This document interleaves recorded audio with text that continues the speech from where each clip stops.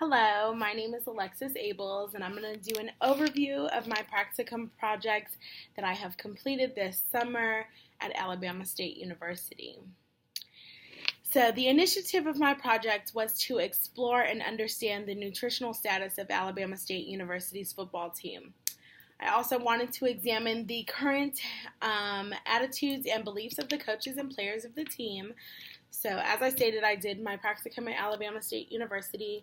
I did it under the Director of Health Services, Ms. Gwendolyn Mann, and she was a large contributor to my project, to its success. She helped me gather all the correct materials that I needed, helped me gather all the right people that I needed to talk to. She was fantastic. It could not have been done without her. I also want to thank Patrick Pigler, the trainer for Alabama State University, and head coach, Coach Ely, and his secretary, and all of his coaching staff.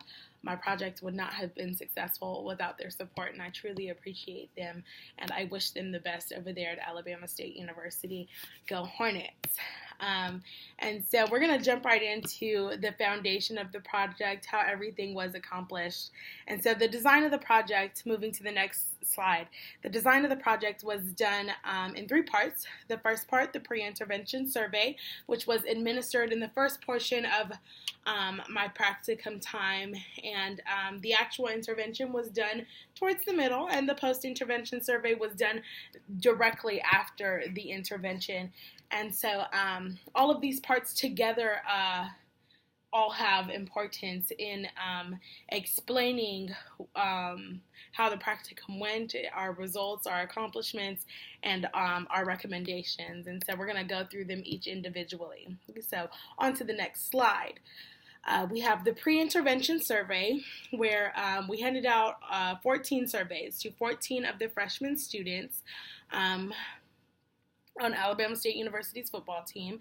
And so the first question that we asked them was to recall the last 24 hours, recall all the food items that you ate within the last 24 hours. And we took all of that data and we put it into my diet analysis, and each one of those food items we went over individually with the players when we had our actual intervention called the nutrition seminar, but we'll get into that. We also asked them a series of questions that gave us insight about their current attitudes and beliefs about nutrition, as well as their current nutrition habits. We asked about whether or not they have anyone who gives them any advice about nutrition, and the majority of them said no. And so that information is conclusive with the research that we have done thus far. Research has stated that many college and high school athletes don't have any recommendations, don't have any professionals that they can go to provide them with information about nutrition and the things that they should be eating, just different recommendations about supplements and macronutrients and things of that nature. And so that is conclusive with the research that we've done. This data that we collected does confirm that the nutritional status of the football team is poor and that nutritional education is low. They are willing to follow nutritional plans, and so I thought that was interesting, and it really did lay a foundation for our actual intervention and helped us to target some topics that we wanted to discuss. And so moving on to the next slide, to our actual intervention. On this slide, you just have a picture of the front and the back of the brochure that we gave to each of the students that came into the nutrition seminar. With the help of Ms. Gwendolyn Mann, the university did put on an event called the Nutrition Seminar inside the football complex, where we gathered and the coaches were invited, the coaches as well as the student athletes. Unfortunately, none of the coaches came, but the student athletes were really engaged in the presentation and really engaged with the information that we had to offer them, asked a bunch of questions about carbohydrates and about supplements.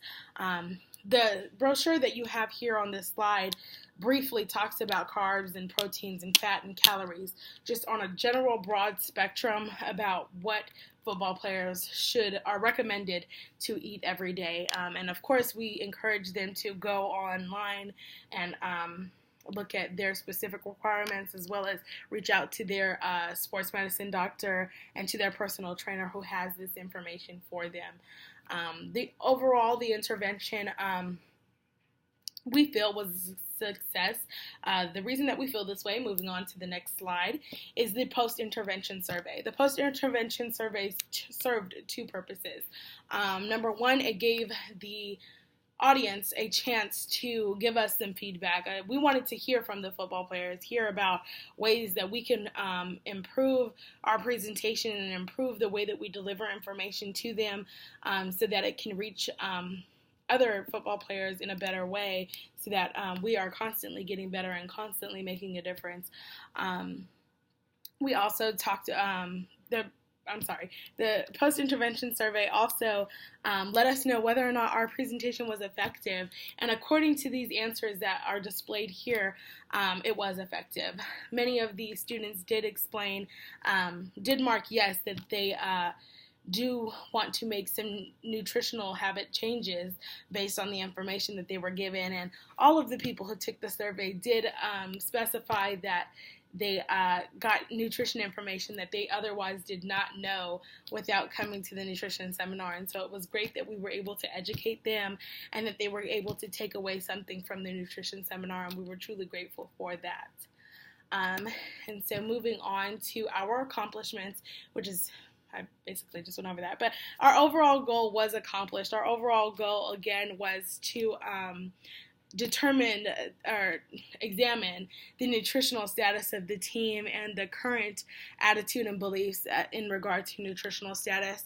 I would say that after the program, we further understand their attitudes and their beliefs in regard to nutrition, and going a step further, we would need to come up with ways to change those attitudes and beliefs and try to get the coaches to come to seminars that we have that are meant to benefit them and meant to benefit their team, and really try to get them engaged in those activities so that the team is on one accord, because they are only as strong as their head. And so it would be great in the future to see coaches respond as well as the team responded in our nutrition seminar. The students did indicate that they were motivated to change their habits, and so that is always an accomplishment. It's great that they see the errors of their ways and turn over and are attempting to make better decisions. And so those are two of the biggest accomplishments that came out of the project.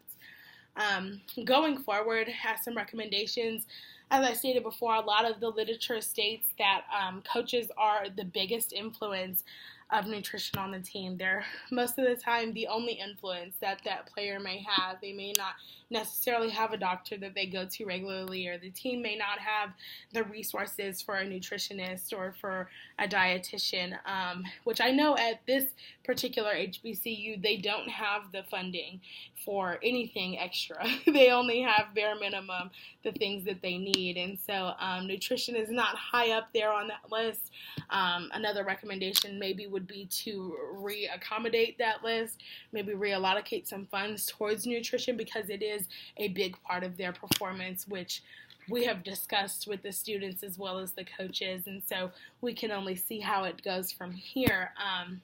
But the biggest recommendation is that the coaches get further education in regard to nutrition and keep their mind sharp on nutrition regimens and on nutrient requirements and things of that nature, so that their players are staying healthy and staying on the field where they should be.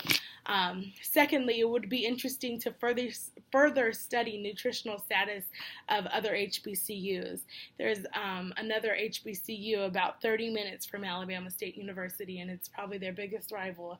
And so it would be so interesting to study Tuskegee University, their football team, and their nutritional status, and take note of how their nutrition programs differ and whether or not they have advice from their coaches and how educated their coaches are, and whether or not that makes a difference in their season playing time. And so overall, this project has been successful.